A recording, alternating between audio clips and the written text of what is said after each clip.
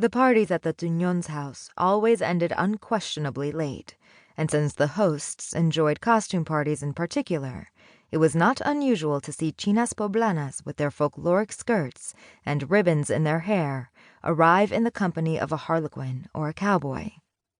Their chauffeurs, rather than waiting outside the Tuñón's house in vain, had systematized the nights. They would head off to eat tacos at a street stand, or even visit a maid who worked in one of the nearby homes, a courtship as delicate as a Victorian melodrama. Some of the chauffeurs would cluster together, sharing cigarettes and stories. A couple took naps. After all, they knew full well that no one was going to abandon that party until after 1 a.m. So the couple stepping out of the party at 10 p.m. therefore broke convention. What's worse, the man's driver had left to fetch himself dinner and could not be found. The young man looked distressed, trying to determine how to proceed. He had worn a papier-mâché horse's head, a choice that now came back to haunt him as they'd have to make the journey through the city with this cumbersome prop. Noemi had warned him she wanted to win the costume contest, placing ahead of Laura Quesada and her beau, and thus he'd made an effort that now seemed misplaced, since his companion did not dress as she had said she would. Noemi Taboada had promised she'd rent a jockey outfit, complete with a riding crop. It was supposed to be a clever and slightly scandalous choice, since she'd heard Laura was going to attend as Eve, with a snake wrapped around her neck. In the end, Noemi changed her mind. The jockey costume was ugly and scratched her skin, so instead, she wore a green gown with white applique flowers and didn't bother to tell her date about the switch. "What now?" 3 blocks from here there's a big avenue. We can find a taxi there," she told Ugo. "Say, do you have a cigarette?" "Cigarette? I don't even know where I put my wallet," Ugo replied, palming his jacket with one hand. "Besides, don't you always carry cigarettes in your purse? I would think you're cheap and can't buy your own if I didn't know any better." "It's so much more fun when a gentleman offers a lady a cigarette." "I can't even offer you a mint tonight. Do you think I might have left my wallet back at the house?" She did not reply. Ugo was having a difficult time carrying the horse's head under his arm. He almost dropped it when they reached the avenue. Noemi raised a slender arm and hailed a taxi. Once they were inside the car, Ugo was able to put the horse's head down on the seat.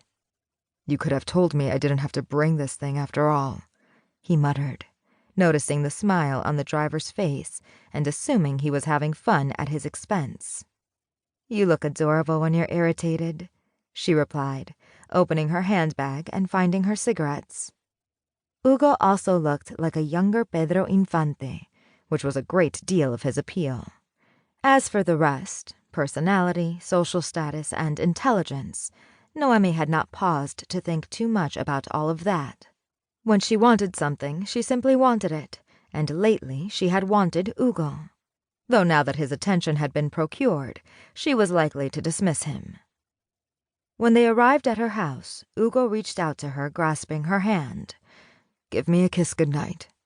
"I've got to run, but you can still have a bit of my lipstick," she replied, taking her cigarette and putting it in his mouth. Ugo leaned out the window and frowned, while Noemi hurried into her home, crossing the inner courtyard and going directly to her father's office. Like the rest of the house, his office was decorated in a modern style, which seemed to echo the newness of the occupant's money. Noemi's father had never been poor, but he had turned a small chemical dye business into a fortune. He knew what he liked, and he wasn't afraid to show it. Bold colors and clean lines. His chairs were upholstered in a vibrant red, and luxuriant plants added splashes of green to every room. The door to the office was open, and Noemi did not bother knocking, breezily walking in, her high heels clacking on the hardwood floor. She brushed one of the orchids in her hair with her fingertips and sat down in the chair in front of her father's desk with a loud sigh, tossing her little handbag on the floor. She also knew what she liked, and she did not like being summoned home early. Her father had waved her in. Those high heels of hers were loud, signaling her arrival as surely as any greeting, but had not looked at her, as he was too busy examining a document. "I cannot believe you telephoned me at the Tugnons," she said, tugging at her white gloves. "I know you weren't exactly happy that Ugo—" "This is not about Ugo," her father replied, cutting her short. Noemi frowned. She held one of the gloves in her right hand. "It's not?" She had asked for permission to attend the party, but she had not specified she'd go with Ugo Duarte, and she knew how her father felt about him. Father was concerned that Ugo might propose marriage and she'd accept. Noemi did not intend to marry Ugo, and had told her parents so, but father did not believe her. Noemi, like any good socialite, shopped at the Palacio de Hierro, painted her lips with Elizabeth Arden lipstick, owned a couple of very fine furs, spoke English with remarkable ease, courtesy of the nuns at the Montserrat, a private school, of course, and was expected to devote her time to the twin pursuits of leisure and husband hunting.